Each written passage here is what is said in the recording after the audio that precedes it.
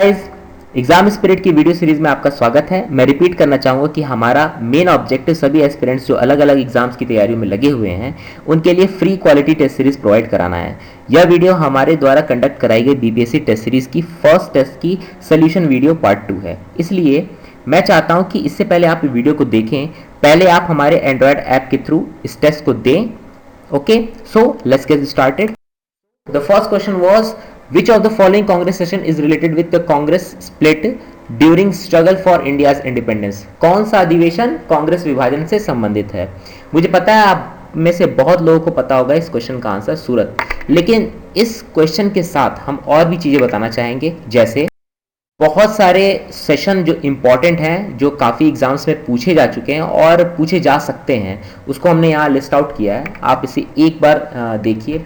सबसे पहला जो सेशन था वो ये बॉम्बे सेशन है, आप सभी को पता होगा। उसमें प्रेसिडेंट ये WC बैनर्जी थे और इसमें इम्पॉर्टेंट ये है कि 72 डेलीगेट्स इसको अटेंड किए थे। Second important session was Calcutta session. That इसमें इम्पॉर्टेंट ये है कि इसमें नेशनल कांग्रेस और नेशनल कॉन्फ्रेंस का मर्जर हुआ था। तो कमेंट सेक्शन में आप लोग बताएंगे मुझे कि नेशनल कॉन्फ्रेंस कब बना था और इसके फाउंडिंग फादर्स कौन थे। ठीक है, इस सेशन के जो प्रेसिडेंट थे वो दादा भाई नेहरू थे। अच्छा, इम्पॉर्टेंट इसमें बात ये है कि आप देखेंगे कि जो बॉम्बे वाला रीजन है वहाँ पे हिंदू प्रेसिडेंट था। जो कैलकाटा रीजन है जहाँ पे पारसी लोग माइनॉरिटी में है, वहाँ पे दादा भाई नेहरू जी जो कि एक पारसी थे वो प्रेसिडेंट थे। मद्रास यहाँ पे मुसलमान माइनॉरिटी में थे और यहाँ पे सैयद बदरुद्दीन तैयब जी प्रेसिडेंट रहे। और इलाहाबाद जहाँ पे क्रिश्चियंस माइनॉरिटी में थे वहाँ पे जॉर्ज यूल ये प्रेसिडेंट थे। तो ये एक क्वालिटी थी उस समय की कांग्रेस की। खैर, मद्रास सेशन का इम्पॉर्टेंट ये है कि इस समय मुस्लिम लोगों से, मुस्लिम समुदाय से ये अपील की गई थी कि वो नेशनल लीडर से जुड़ जाए। ठीक है, इलाहाबाद सेशन में इम्पॉर्टेंट ये बात थी कि लाला लाजपत राय पहली बार कांग्रेस को ज्वाइन किए थे और उन्होंने हिंदी में अपना स्पीच दिया था। ठीक है, नागपुर सेशन 1891, अभी नेक्स्ट इम्पॉर्टेंट ये है, इसमें कांग्रेस का नाम चेंज करके इंडियन नेशनल कांग्रेस रख दिया गया था। ठीक है, उसके बाद लखनऊ सेशन इंपॉर्टेंट है जिसमें demand for permanent fixation of land revenue, इसमें जो प्रेसिडेंट थे वो RC दत्त थे। Next important session was Calcutta session in 1906। इसमें सबसे पहली बार कांग्रेस में स्वराज को मेंशन किया गया था, दादा भाई नेहरू जी ने मेंशन किया था। इसके पहले दादा भाई नेहरू जी ने 1904 में स्वराज को अपने एक स्पीच में मेंशन किया था, लेकिन कांग्रेस सेशन की बात की जाए तो 1906 का सेशन है जिसमें सबसे पहली बार स्वराज मेंशन हुआ था। उसके बाद इंपॉर्टेंट है सूरत सेशन। सूरत सेशन 1907 जिसकी बात इस क्वेश्चन में की गई है। इसी में स्प्लिट हुआ था, एक्सट्रीमिस्ट और मॉडरेट्स अलग हो गए थे। रास बिहारी घोष जो थे उसमें प्रेसिडेंट थे। इस सेशन की एक बहुत मज़ेदार बात यह है कि, मज़ेदार या ख़राब बात कहेंगे, कि इस सेशन में जूते चप्पल तक चल गए थे लोगों पर। खैर, मद्रास सेशन 1908, इसमें कॉन्स्टिट्यूशन ऑफ कांग्रेस ड्रॉन, इसमें सबसे पहली बार कॉन्स्टिट्यूशन जो है ये रास बिहारी घोष के अंतर्गत ही ये हुई थी सेशन, और इसमें कॉन्स्टिट्यूशन को बनाया गया था सबसे पहली बार, कॉन्स्टिट्यूशन ऑफ कांग्रेस, ना कि इंडिया का। ठीक है, तो next important was Calcutta session 1911 में। इसमें सबसे पहली बार जनगण मन गाया गया था और बिशन नारायण धर इसके प्रेसिडेंट थे। ये इंपॉर्टेंट है, जनगण मन सबसे पहली बार किस सेशन में गाया गया तो 1911 में। ठीक है, उसके बाद लखनऊ सेशन 1916 में। इसमें आपको पता ही होगा कि मुस्लिम लीग और ये कांग्रेस के बीच में एक पैक्ट हुआ था जिसको हम लोग लखनऊ पैक्ट भी कहते हैं, और इसी में एक्सट्रीमिस्ट और मॉडरेट फिर से मिल गए थे। तो ये इंपॉर्टेंट, इस एक्सट्रीमिस्ट और मॉडरेट को मिलाने में बहुत बड़ा योगदान एक एनी बेसेंट को जाता है। खैर, उसका फिर अगली बार असर दिखता है 1917 में। कैलकाटा सेशन में पहली फीमेल प्रेसिडेंट कांग्रेस की बनी थी, वो एनी बेसेंट बनी थी। ठीक है, उसके बाद इंपॉर्टेंट है गया सेशन जिसमें स्वराज पार्टी फॉर्म किया गया था, CR दास। और बाकी आप लोग को NCM का पता ही होगा, तो NCM का एक अलग हम लोग वीडियो देखेंगे फिलहाल बेलगांव सेशन, इसमें महात्मा गांधी एक्चुअली प्रेसिडेंट बने थे, तो इसलिए इम्पोर्टेंट है बेलगांव सेशन। यहाँ थोड़ा टाइपो हो गया है। खैर, next important was Kanpur session 1925 में। इसमें सबसे पहली बार कोई भारतीय महिला प्रेसिडेंट बनी थी, वो सरोजिनी नायडू थी। और ये बहुत ही इंपॉर्टेंट क्वेश्चन है, बहुत बार पूछा जा चुका है और बहुत बार पूछा जाएगा भी, ठीक है। तो सरोजिनी नायडू जो पहली भारतीय महिला प्रेसिडेंट बनी थी वो कानपुर सेशन में, और एनी बेसेंट जो पहली महिला प्रेसिडेंट बनी थी वो बनी थी कैलकाटा सेशन में, ठीक है। उसके बाद कैलकाटा सेशन 1928 का इंपॉर्टेंट है। इसमें first all India youth Congress का निर्माण हुआ था। इसके प्रेसिडेंट मोतीलाल नेहरू थे। उसके बाद पूर्ण स्वराज रिजोल्यूशन कब पास किया गया था? जवाहरलाल नेहरू के प्रेसिडेंसी में, और ये लाहौर सेशन में हुआ था, ठीक है। उसके बाद कराची सेशन पता ही होगा, वल्लभ भाई पटेल इसमें प्रेसिडेंट थे और इन्होंने इंडोर्स किया था, इंडोर्स मतलब कि सपोर्ट किया था गांधी इरविन पैक्ट को, और फंडामेंटल राइट्स के लिए रिजोल्यूशन पास हुआ था, ठीक है। उसके बाद 1936 का फैजपुर सेशन इंपॉर्टेंट है। ये सेशन पहली बार कांग्रेस ने पहली बार ये विलेज, एक गांव में इस सेशन को कराया था। जवाहरलाल नेहरू इसके प्रेसिडेंट थे। और हरिपुरा सेशन इंपॉर्टेंट है क्योंकि इसमें नेशनल प्लानिंग कमेटी, जो बाद में प्लानिंग कमीशन बन गया था, उसका निर्माण हुआ था इस सेशन में। सुभाष चंद्र बोस हरिपुरा सेशन के प्रेसिडेंट थे। Next question is, who said this? Political freedom is the life breath of a nation. किसने कहा कि राजनीतिक स्वतंत्रता एक राष्ट्र की जीवन सांस है? ठीक है, तो इसका आंसर है अरविंदो घोष। लेकिन इस क्वेश्चन के साथ मैं आपको और भी बातें अरविंद घोष के बारे में बताना चाहूँगा। तो अरविंदो घोष का जन्म 15 अगस्त सन 1872 में हुआ था। इनके लाइफ में बहुत सारे ट्रांसफॉर्मेशन हुए। ये इनके पिता चाहते थे कि एक आईसीएस ऑफिसर बने, लेकिन इन्होंने स्टेट सर्विसेज चूज़ किया और स्टेट सर्विसेज ज्वाइन की। उसके बाद ये भारत के पॉलिटिक्स में आ गए और एक्सट्रीमिस्ट लीडर बन गए, बहुत ही फेमस रहे। और बाद में 1910 के बाद इन्होंने संन्यास ले लिया, पौंडीचेरी जाके जीवन व्यतीत करने लगे, एक योगी बन गए थे। इस दौरान जो इनकी जो पॉलिटिकल लाइफ थी वो 1906 से 1910 के बीच में, राइट, 1906 से 1910 के बीच में ये इनकी पॉलिटिकल लाइफ रही थी। और उसके बाद 1908 में बेसिकली एक अलीपुर बॉम्ब केस हुआ था, उसमें इन्हें अरेस्ट किया गया था। और जब ये छूटे तो उसके बाद ये पौंडीचेरी चले गए थे। आप याद होगा अलीपुर बॉम्ब केस में जो मेन अक्यूज थे वो खुदीराम बोस और प्रफुल्ल चाकी थे। देख लीजिएगा उसको, आप एक बार रिपीट कर लीजिएगा। उनके कुछ लिटरेरी वर्क्स भी हैं ये अरविंदो घोष के, जैसे कि द लाइफ डिवाइन, ये योगा पे इन्होंने लिखा था। Essays on Gita, secret of Vedas, और कुछ पोएम्स लिखी थी इन्होंने, सावित्री। और जो पौंडीचेरी में जब ये थे तो इन्होंने एक मैगजीन निकाली थी, फिलोसफिकल मैगजीन थी ये, इसका नाम था आर्य करके इन्होंने एक फिलोसफिकल मैगजीन निकाली थी।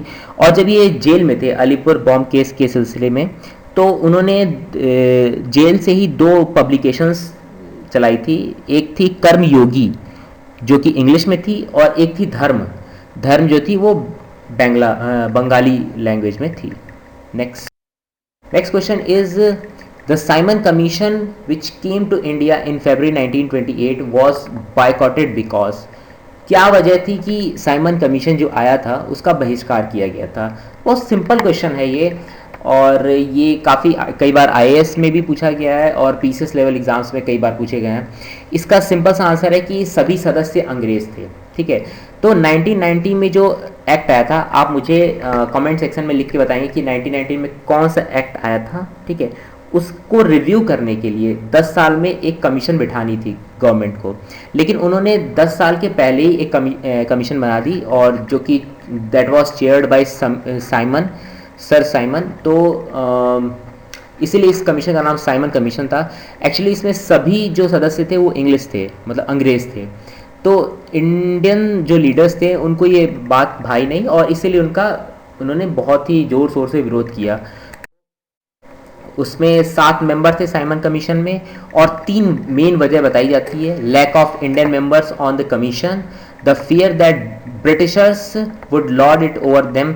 एक्चुअली उनका एक पैटर्नलिस्टिक बिहेवियर रहता था ब्रिटिशर्स का, जिसकी वजह से लोग डरते थे कि कहीं हमारे इंटरेस्ट जो इंडियंस हैं उनके इंटरेस्ट दब जाएंगे और जो ये अपने हिसाब से जो मन में आएगा वो बना देंगे, जो मन में आएगा वैसा प्रपोज करेंगे।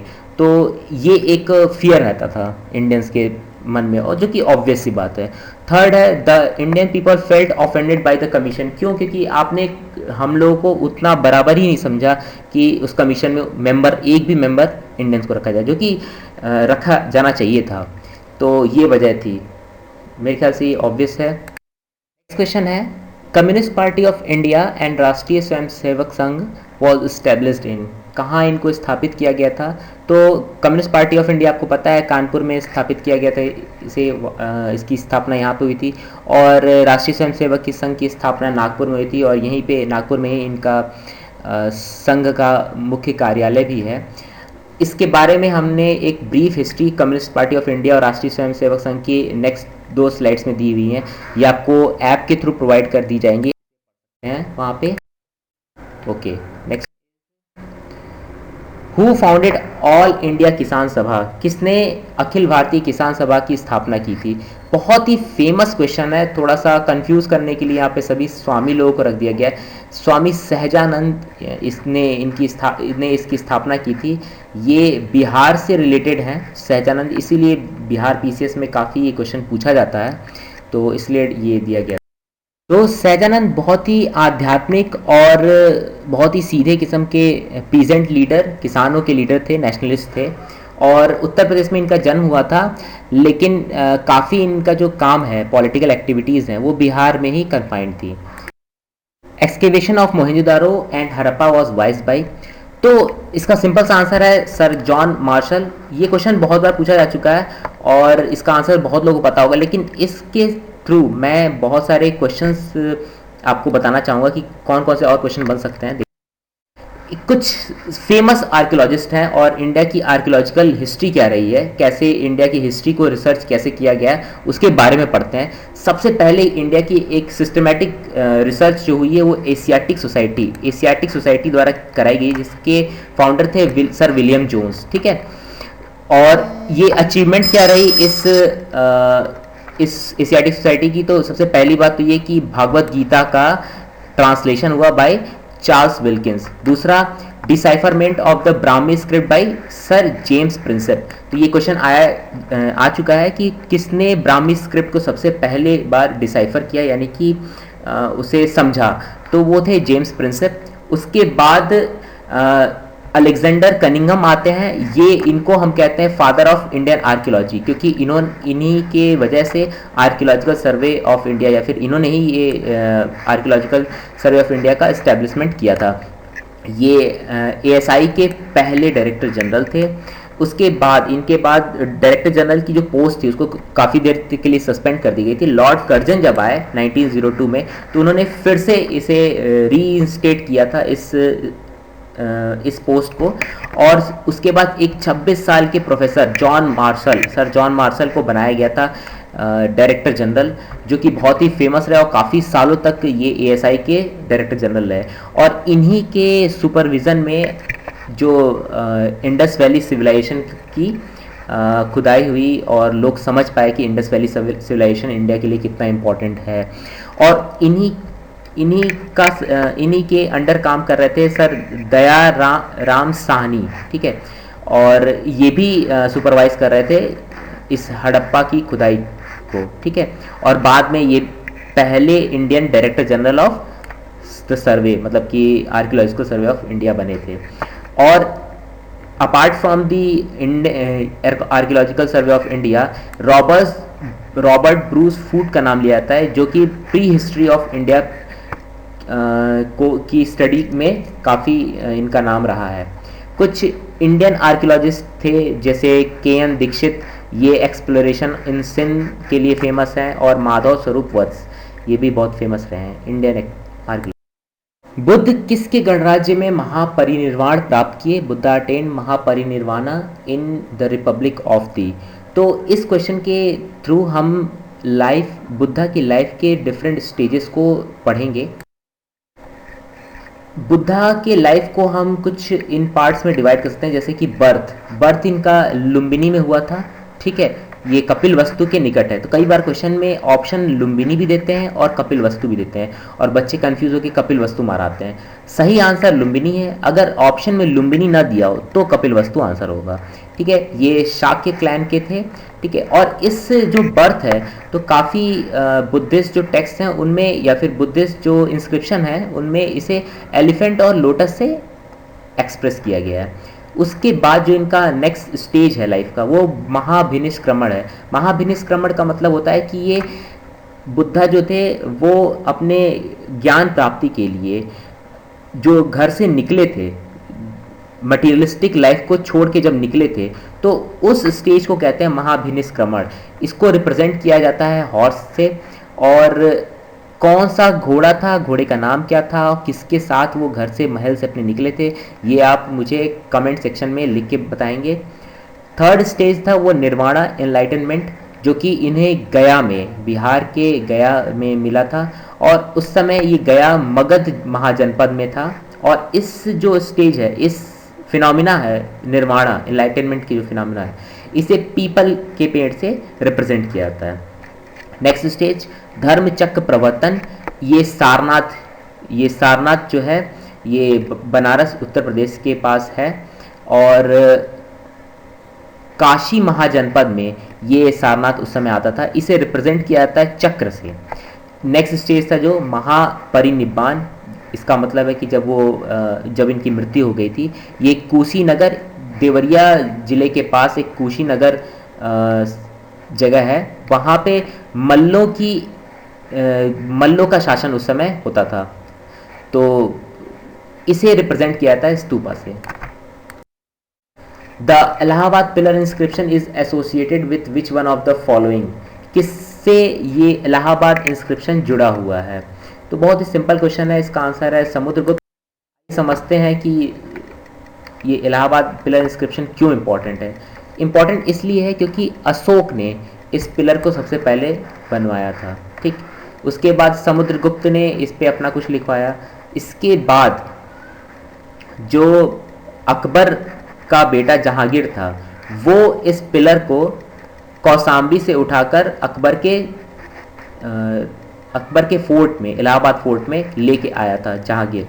और अकबर के रेन में, मतलब कि अकबर के शासनकाल में जहांगीर लेके आया था, ठीक है। ये इस टाइप के भी क्वेश्चन पूछे जा सकते हैं। नेक्स्ट क्वेश्चन, वेनसॉन्ग के भारत यात्रा के दौरान कौन सा भारतीय शहर सूती वस्त्रों के लिए प्रसिद्ध था? इसका आंसर सिंपल है, मथुरा है इसका आंसर। लेकिन इस क्वेश्चन के साथ हम डिफरेंट जो फॉरेन ट्रैवलर्स थे वो इंडिया में कब आए, किसके रेन में आए, मतलब किसके शासनकाल में आए, और क्या उनके साथ फेमस है, क्या क्या क्वेश्चन पूछे जा चुके हैं, और कुछ इंपॉर्टेंट और फैक्ट्स हम देखने की कोशिश करेंगे। लेकिन इसके पहले आप मुझे कमेंट सेक्शन में ये बताएं कि आपको ये चाहिए कि नहीं चाहिए। तो आप कमेंट सेक्शन में ये मेंशन कर सकते हैं कि फॉरेन ट्रैवलर्स के लिए मैं एक अलग डेडिकेटेड वीडियो बनाऊं, ठीक है। तो नेक्स्ट क्वेश्चन देखते हैं। Question, which one of the following pairs is not correctly match, गलत कौन है इसमें? पोटैटो का highest producer, largest producer Uttar Pradesh सही है। कोकोनट का लार्जेस्ट प्रोड्यूसर केरल नहीं है, तमिलनाडु है। खैर, इस क्वेश्चन के साथ मैं ये आपको बताना चाहूँगा कि कौन सा स्टेट किस किस चीज़ के लिए लार्जेस्ट प्रोड्यूसर है। तो देख, जम्मू एंड कश्मीर ये एप्पल प्रोडक्शन में हाईएस्ट है। पंजाब है, ये ऑरेंज के प्रोडक्शन के लिए हाईएस्ट है। उत्तर प्रदेश, अच्छा, पंजाब की प्रोडक्टिविटी बहुत ज़्यादा है, तो अगर कहे कि राइस प्रोडक्टिविटी किसकी ज़्यादा है तो पंजाब की है, लेकिन प्रोडक्शन में राइस के प्रोडक्शन में पंजाब हाईएस्ट नहीं है। यूपी टोटल फूड ग्रेन के मामले में हाईएस्ट है, वीट के मामले में हाईएस्ट है, शुगर केन के मामले में हाईएस्ट है और पोटैटो के मामले में हाईएस्ट है। बिहार लीची के मामले में हाईएस्ट है। West Bengal rice, jute, horticultural produces, vegetables और पाइनएप्पल के मामले में हाईएस्ट है। आसाम पता ही है, बहुत फेमस है, टी। उड़ीसा ब्रिंजल के लिए हाईएस्ट है, फेमस है। तो आंध्र प्रदेश मेज, फ्रूट्स, टोबैको और फिशरीज प्रोडक्शन के लिए लार्जेस्ट प्रोड्यूसर है, ठीक है। तमिलनाडु बनाना, कोकोनट, टोटल प्लांटेशन क्रॉप्स के लिए फेमस है। तो यहाँ पे कोकोनट के लिए आंसर जो है वो केरल नहीं होगा, यहाँ पे तमिलनाडु होगा।